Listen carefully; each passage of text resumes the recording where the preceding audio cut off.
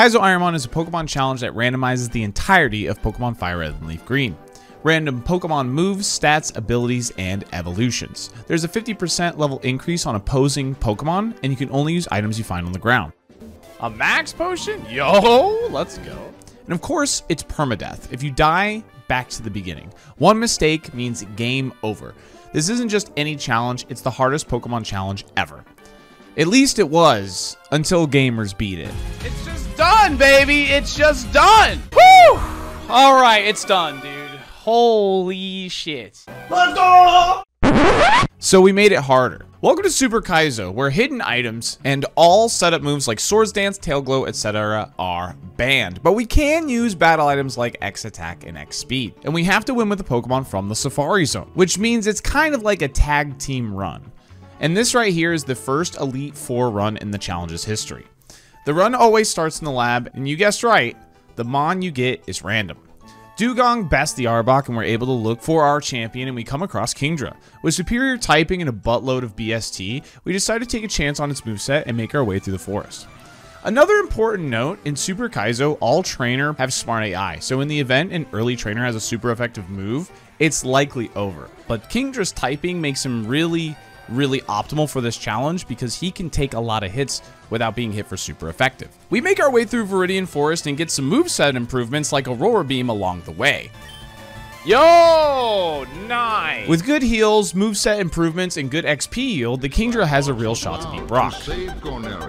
And free the Lilac system. Brock is an insane wall in Super Kaizo ironMON. He has a full team of 6, it's all smart AI, and the levels are so close together. He has a full team of level 18s and one level 21, and most runs that get to this point do end here.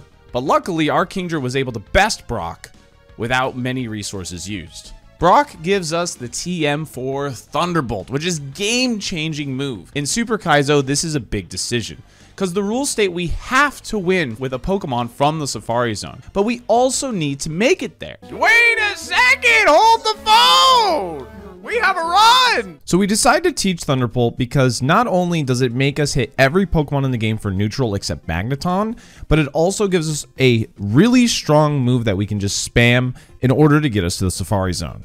After Brock, we clear Route 3 and Mount Moon is up next. Mount Moon is considered a dungeon in ironMON. The way dungeons work in ironMON is we may only enter once. So we need to collect as much XP and all the items on one pass through. Oh my god. Yo, let's go. What the hell? This means no Pokemon Center visits in between battles like we can in the overworld. While collecting items and XP from trainers, we learn the move Return. Ooh. Well, that's a good physical move. Return requires max friendship though for full damage, so we run around in circles in Cerulean for a bit until Kingdra loves us.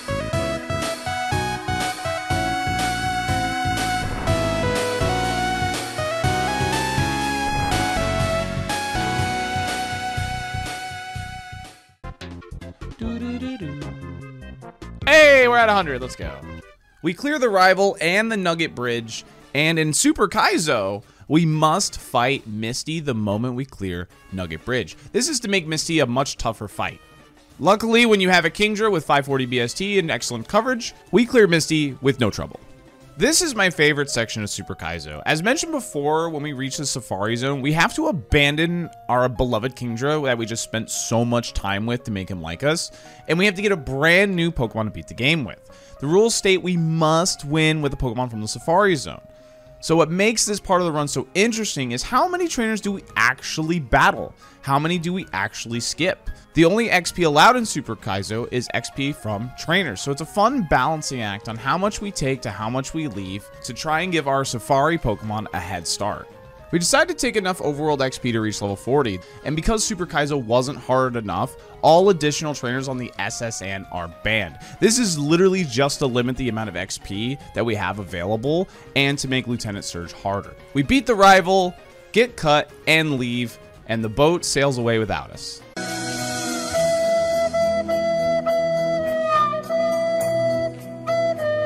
We clear the required trainers on Route 9, then make our way to Lieutenant Surge. Defeating Surge is an important step in ironMON. In Generation 3, there's something known as the Badge Boost. 4 of the 8 gym leaders, when defeated, give you a 10% boost to specific stats. Brock gave us a 10% boost to our attack stat, and Surge gives us a 10% boost to our speed. Things get a little dicey in the Lieutenant Surge fight. The opening Swalot survives our Thunderbolt, and he has the ability Synchronize. So I do have a full restore, but I'm gonna try and get through this fight without it. So getting the para there, like, absolutely screw this. Still has a heal. Lugia is a little scary because this thing is fast. Okay, not too bad. Fully parried though, that sucks.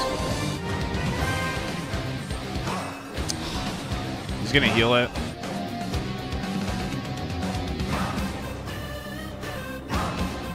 Two to go. Colo. Oh, that sucks. That's not good. I want this return to go through now. Thank you. Okay. Alright, I'm gonna risk it. Rough skin, that sucks. If the move goes through this turn, we get him. Oh, that might have been a mistake. Rough skin doesn't kill us, right? Okay. We decided to take a huge risk, fight Surge fully paralyzed, and narrowly escape. Oh boy, up next is Rock Tunnel. This is the #1 spot I've lost my Super Kaizo ironMON runs to. Oh, I'm dead. I have a million HP though, maybe not. I'm dead. It is soul crushing.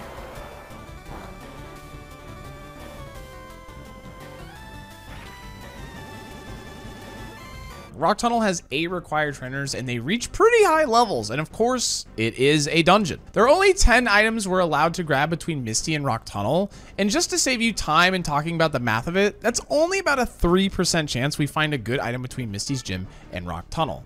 Luckily on this run, we had 2 full restores and a max potion. The highest level trainer, of course, is packing a Raikou and puts us in a very scary situation, which ends up costing us one of our full restores.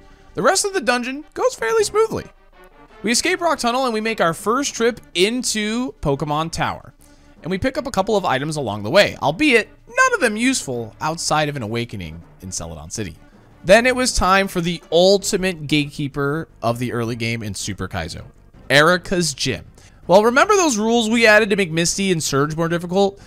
Yeah, I have to defeat Erika before entering Rocket Hideout. It's in the rules. Erika's gym has 8 trainers and a whopping 18 total Pokemon, but luckily our Kingdra is stacked on PP. We just need to avoid status conditions and try and preserve as many items as possible for our pivot.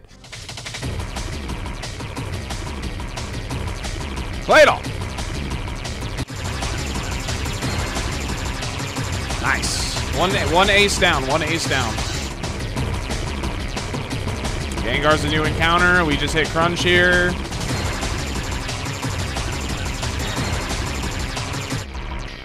Okay, we know this dies to Aurora Beam. It just has Giga HP.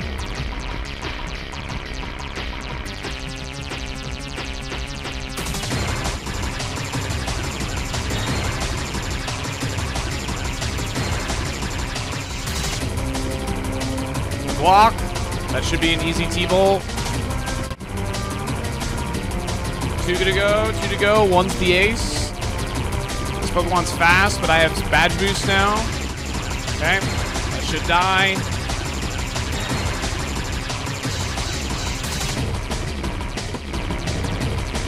That should just be a Crunch. Easy. Nice. And we did just that. Erika was free this time around. Just like that, we only had a couple of remaining fights left before we say bye-bye to our beloved Kingdra and get a brand new friend at the Safari Zone. Giovanni is the main hurdle left. We get some fortunate misses from the Whiscash missing Dynamic Punch and the tanky Fearow missing Kinesis. But the Ace Lantern gives us a scare with its Stab Thunderbolt. Luckily, we make it out without using any resources though.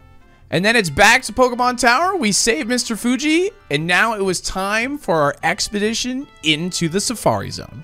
Welcome to the Safari Zone, the cornerstone of this grueling challenge. You must beat the Elite Four with a Pokemon from the Safari Zone, so it is time to try and find that champion. Essentially, the way this works, we get to catch 3 total Pokemon in the Safari. Get to compare them, weigh the pros and cons, and choose one of them, then go beat the rest of the game. The catch, of course, is we don't really know what's going to be in there. And just because we find a good BST Pokemon doesn't mean it's going to be an acceptable level. The level ranges go from as low as 33 all the way to level 53. And due to the nature of this challenge, the higher levels are way more desirable. This process can take up to hours, and maybe this one seemed longer since my Twitch chat paid me to play clown music the entire time. Shallonspunk has offered subs in exchange for listening to the bonus stage music of Donkey Kong 64. I just don't know what to say.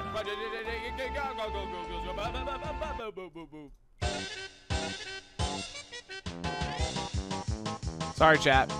But luckily, after we caught our first Safari pivot, the decision became very clear. We caught a Gardevoir. Gardevoir was our Pokemon we were going to use for the rest of the game. I mean, these stats were just incredible. Sky-high attack, good speed, and it's missing moves. Don't get me wrong, Brick Break is incredible, but you need more than one move to beat this challenge. So we used the rest of our Safari catches to catch more Gardevoirs to see moves from its learn set by catching it at different levels and potentially getting a better nature. The other mons we check aren't really worth talking about. We ended up deciding on the level 51 Gardevoir who only knew how to break bricks. It did also have the move Bite, which is special in this game, so it didn't really take advantage of our sky-high attack. But it does help us with those pesky ghost-type Pokemon that are immune to fighting type. However, there is a silver lining. Gardevoir still learned 2 more moves, and if they were good enough to get us through Blaine, it would unlock the Sevi Islands, and that holds the key to blowing this run wide open. It was now time to take Gardevoir and fight all those trainers Kingdra so generously left behind. Gain XP and get those level up moves. This is how this run essentially becomes sort of a tag team run. What Kingdra was able to do so efficiently is going to help Gardevoir in the future. We level up on trainers around Vermilion City and we get to the first move and it's Psybeam. Not quite what we're looking for, but it has its uses. Helps with poison Pokemon, and even though our special wasn't amazing, it's still stab, gets us that same type attack bonus. We so desperately needed our level 60 move to be something good. The holy grail would be Shadow Ball, but a solid physical move is all I was hoping for. We continue to mop up the XP we left behind, and then we hit that magical level 60. It was Rock Blast. This solves tons of problems. Ho-Oh, get blasted. Rayquaza, get blasted. Lugia, get blasted. Of course, this does come at the price of Rock Blast not being 100% accurate, which almost costs us immediately.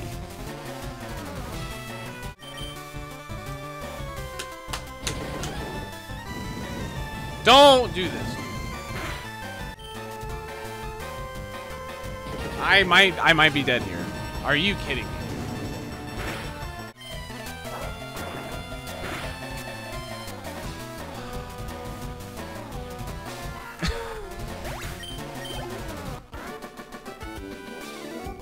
It was official. I was on the run of my life. This Gardevoir was amazing. I could use a couple of move upgrades, but it actually had the potential to become a Super Kaizo ironMON champion. It was finally time to take on Koga after all the overworld was complete. I was so nervous. I knew this Mon had a chance. In 4,271 attempts, I had never beaten Koga before, but this time it just had to be different.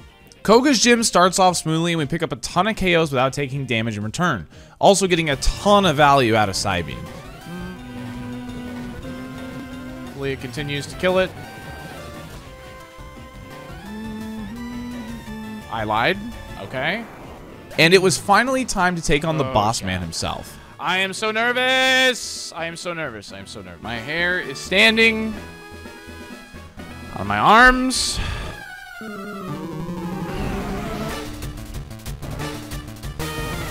The lead Sandstream Yama puts us on an immediate timer. Do I X defend? No, it has Sandstream. Never mind.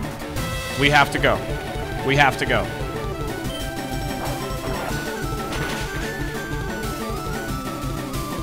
You can X defend and dire hit against gym leaders. Let's go, dude. Let's go.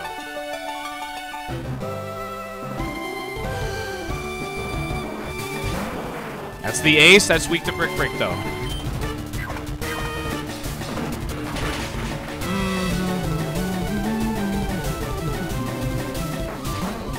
Weak to brick break. Love it.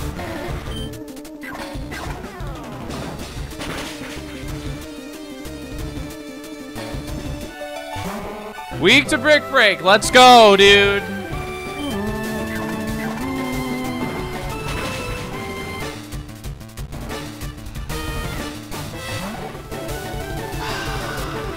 Frick. It's the last mon. I think I risked it. Okay, he's gonna heal it. He's gonna heal it.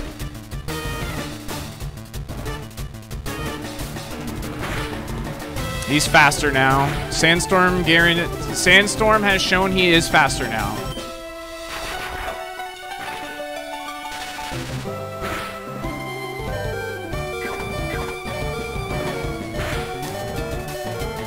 Alright, so we risked a crit there, but it's fine. The tanky lantern at the end gave us a scare, but not a single heal was used on Koga. Koga gave us the TM for Hydro Pump, but our Guardy couldn't learn it, and we probably wouldn't have taught it anyway. For the first time ever, I had defeated Koga. The first time in 4,271 attempts. It was refreshing, revitalizing, honestly. It made me think maybe, just maybe, this challenge is actually possible. With Koga's badge, we get access to using Surf outside of battle, which allows us to grab some of the few remaining item checks in the power plant in the Seafoam Islands. Koga's badge also gives us a 10% defense increase due to the badge boost bonus, which is good because our Gardevoir is very frail. This next section of the run is super similar to the section before Koga. We just need to clean up overworld XP from the surf routes south of Palatown and south of Fuchsia City.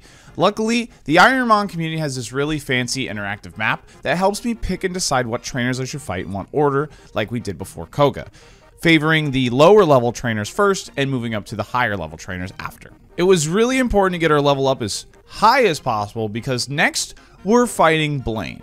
We're not fighting Sabrina, we're skipping her and heading straight to Blaine. Now there is a very specific reason for this. Sabrina is locked behind completing Silph.Co. It's a dungeon with literally 80 plus Pokemon inside it, and I didn't quite feel our moveset was there to maximize the amount of XP inside Silph.Co. So by battling Blaine first, we get access to his TM, also get access to the Sevi Islands. In regular Kaizo, Sevi Islands are off limits, but in Super, we're actually allowed to go there and use the Move Relearner. The Move Relearner only works if we have a big mushroom, and luckily, we had two. With the plan decided, we head to Cinnabar Mansion and collect the secret key for the gym. We fight the trainers in there to gain more XP and collect the remaining items, which ended up being pretty solid. My nerves were a mess, man. Gym 7 before Gym 6. But I knew in my heart it was the right call. With no remaining overworld trainers, it was time to walk into Blaine's gym. Now, you must fight all trainers in every gym in ironMON. That's just part of the rules, but it does not matter the order. So I make a quick optimization and skip the first couple trainers to fight a lower level one to hit level 80. And with this power boost and stat gain, I take on the highest level trainers and then circle back to the front and clean up the rest. This gym was tricky. There was a couple of tight spots and I ended up having to use a heal, but then it was time to take on Blaine himself.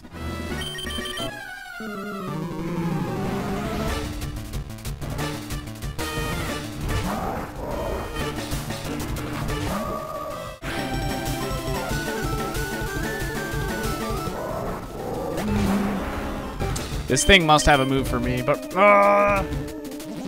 okay. Yes. Okay.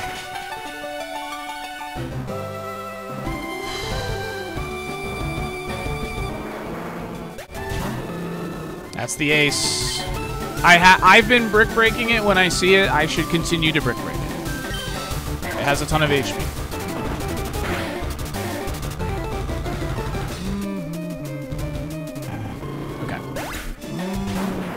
Free.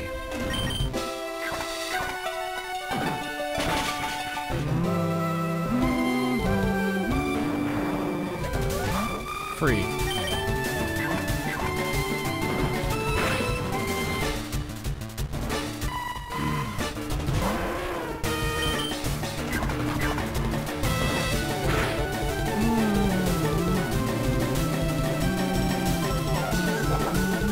It's fine.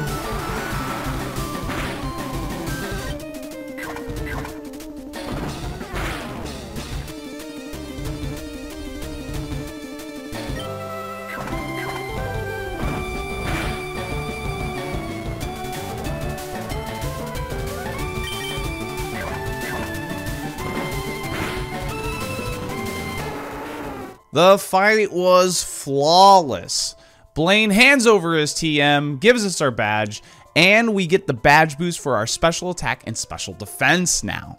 But now it was time to leave the gym and get on Bill's wild ride and head to the Sevi Islands. This was the biggest step of our run. The move relearner was our best bet to see an improvement to our moveset.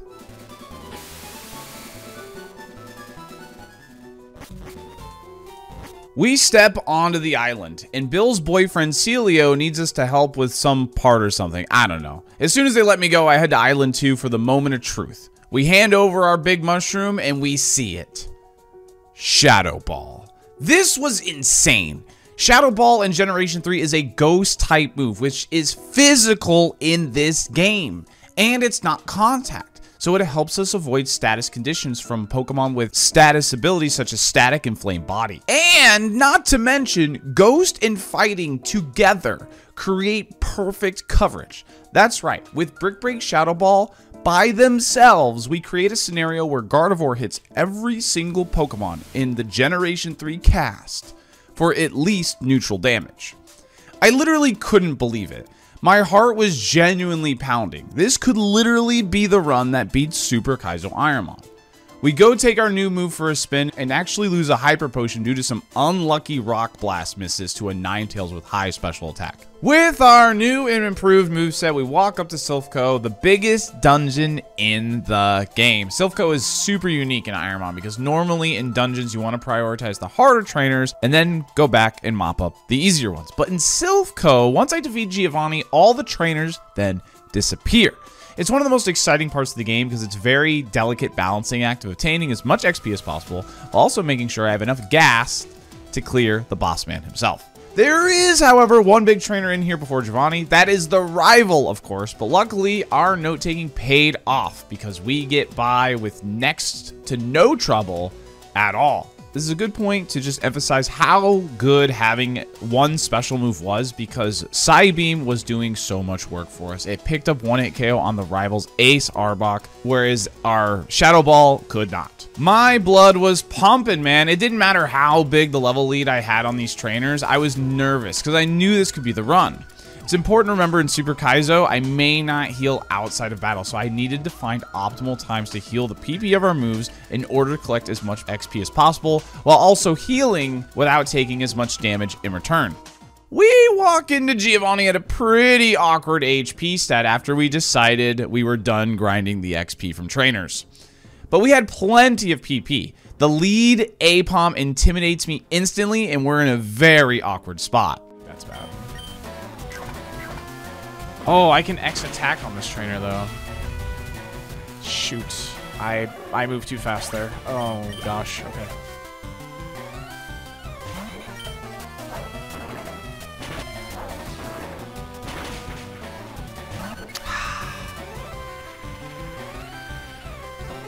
I may have to burn a heal here, chat. Okay, I'm faster. I have an Intimidate, though, and I haven't seen this before. Low HP on this Mon. Uh-oh. Okay. I'm still faster, confirmed by Sandstorm. I think I risk it. This has died every time. Brick Break is super effective. I'm gonna risk it.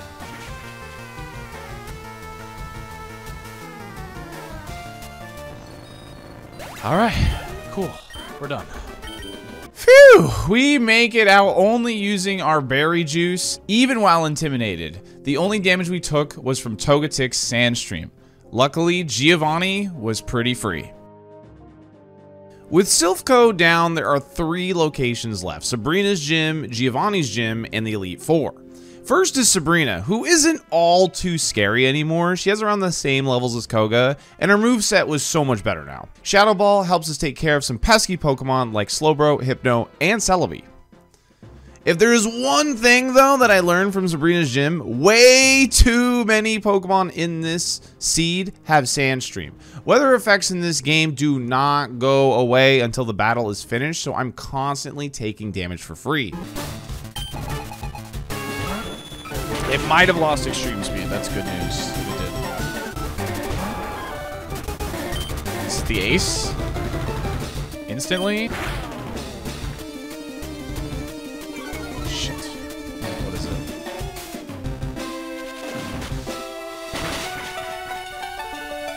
it? She's gonna heal.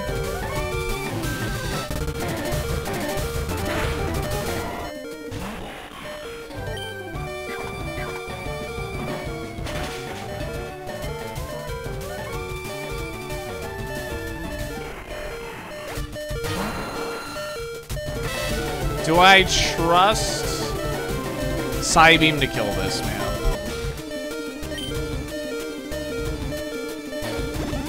Because this also keeps us safe from Cryo, which is nice.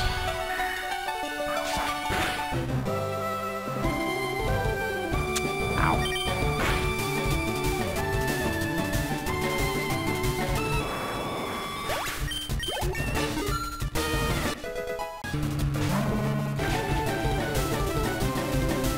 I just like that it keeps us out of the priority range. Phew, Sabrina's ace made that fight real close, but we get out alive. I just want to take a moment to emphasize how important taking notes is during the overworld section of the run here, because I knew Psybeam KO'd that Aerodactyl, but I doubted myself for a single moment and ended up burning a max potion because of it. Hindsight is 20/20, but we can't afford any more mistakes. 7 badges down, 1 to go.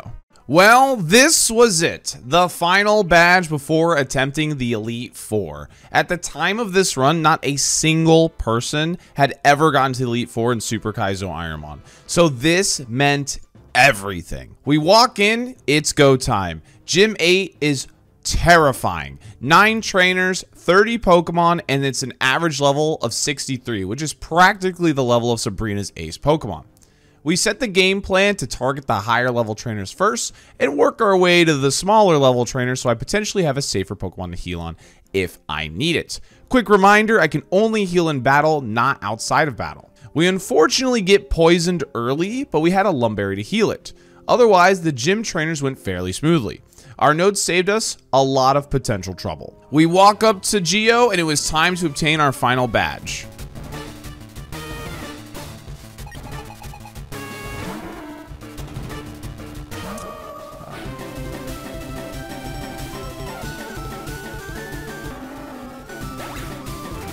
Larpus, Brick.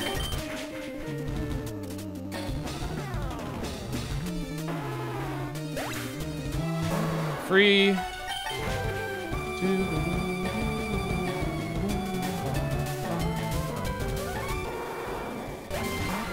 Trust the notes.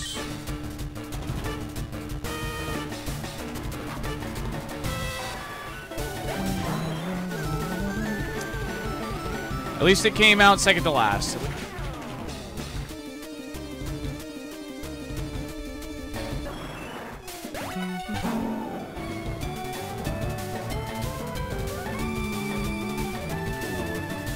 Might have been bad. Shadow Ball, ship it, and then we cycle.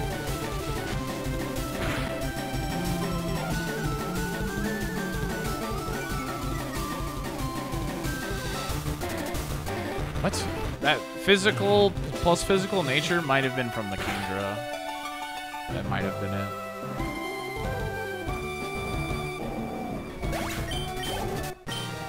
The fight was as smooth as you could hope for. More sand, but no items used, so we got to save those for the Elite Four. All 8 badges were collected. This was it.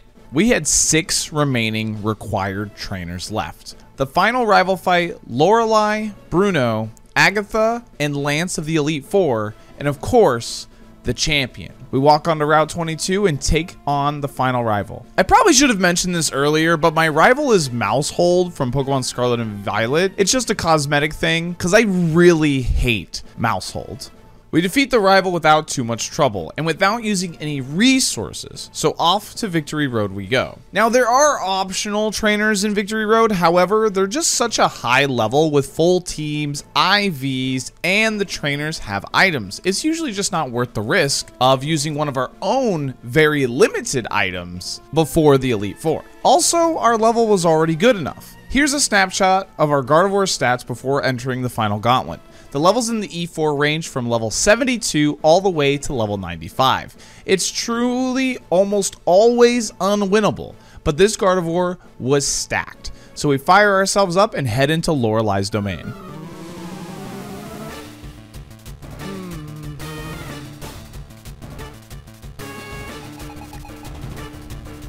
Weak to Brick Break, that's good.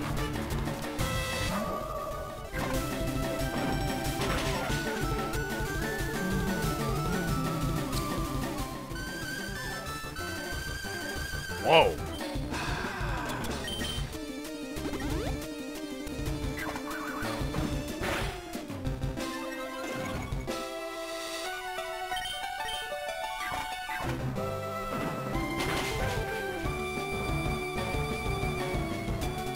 Llama's gone.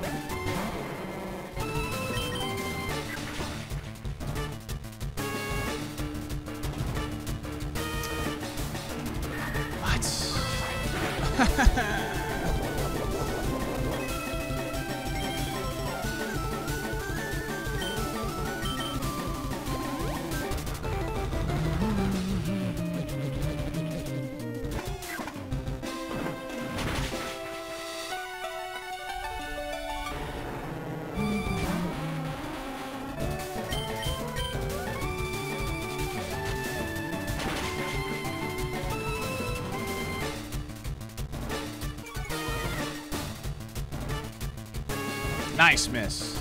Huge miss.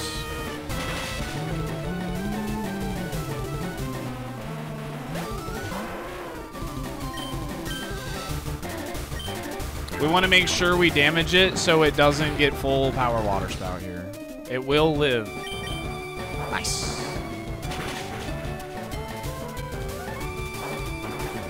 It does learn one move, that's true.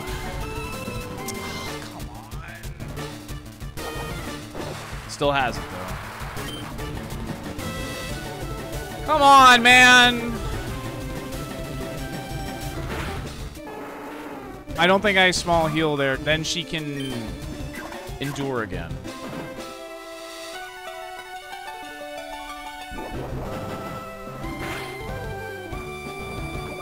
Ow. I mean, it came out last and like it's not like I can heal in between. Do I freshwater? I think I freshwater.